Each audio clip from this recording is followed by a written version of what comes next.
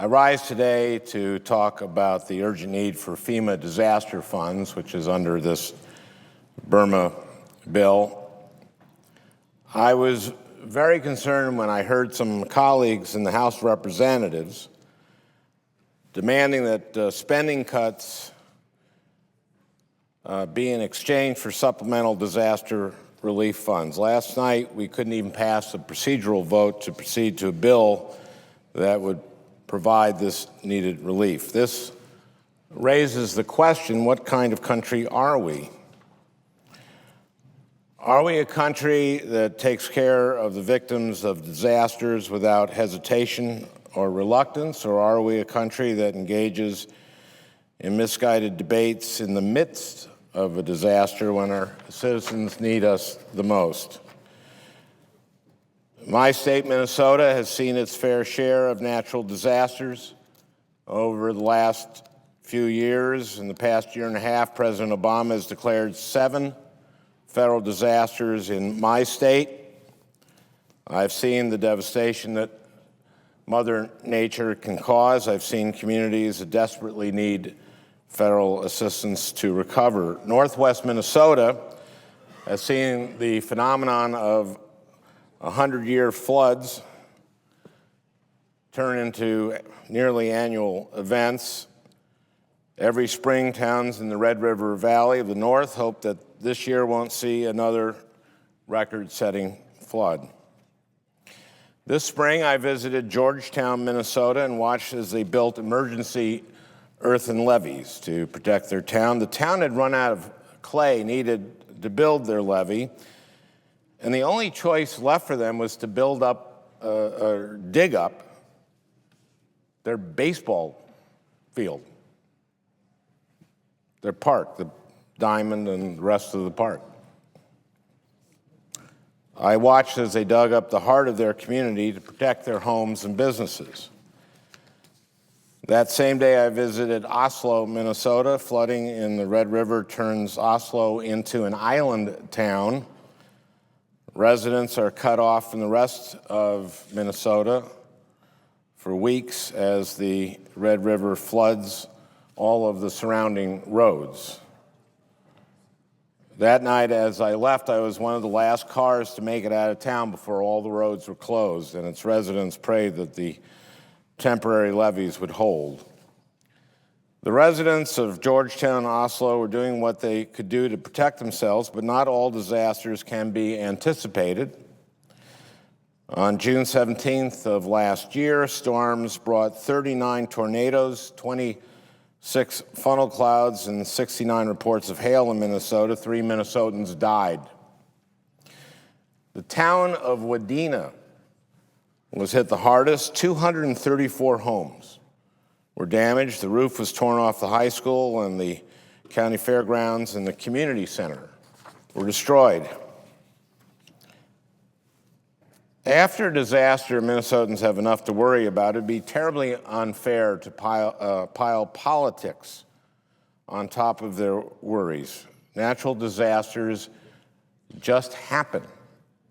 They're acts of God, and they happen without warning.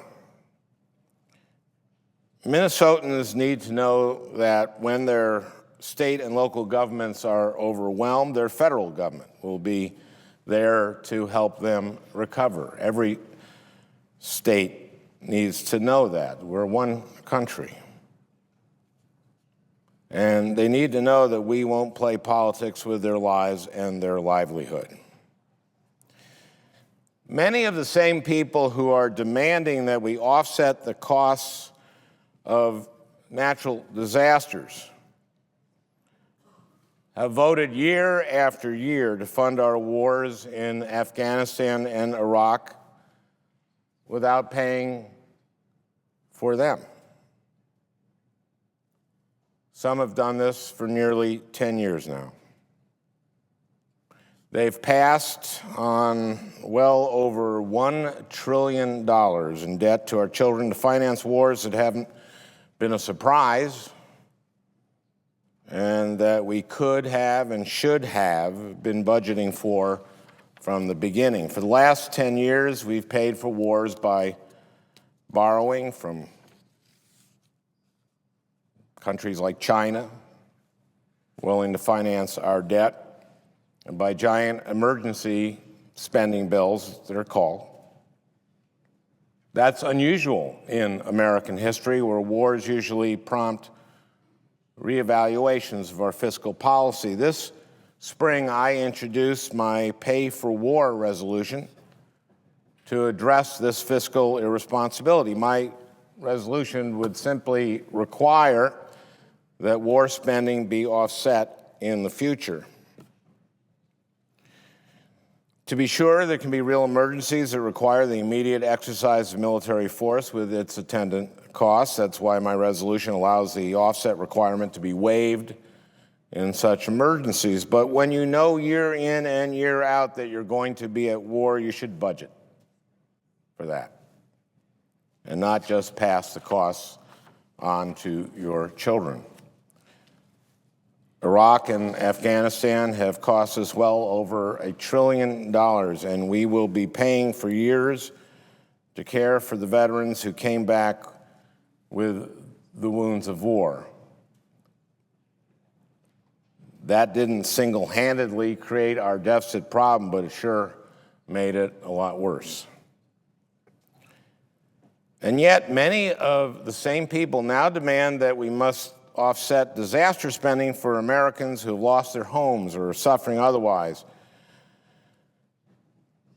They've been fine with spending staggering sums of money on our wars without offsetting them.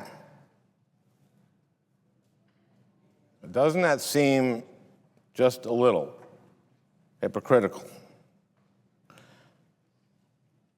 I wonder what kind of mindset does it take to conclude that it's okay to pass on to your children the cost of war, yet when Americans have lost their homes and or had their communities destroyed, it's not okay to respond to that emergency in an appropriate way? It just doesn't make sense to me.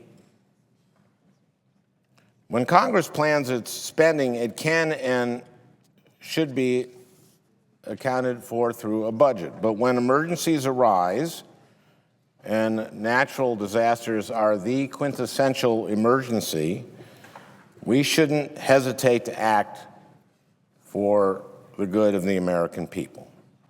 I believe that the United States of America is a country that protects its citizens when they are at their most vulnerable.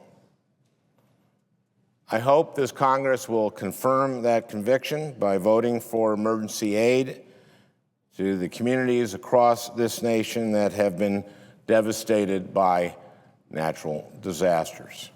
Thank you, Mr. President, and I yield the floor.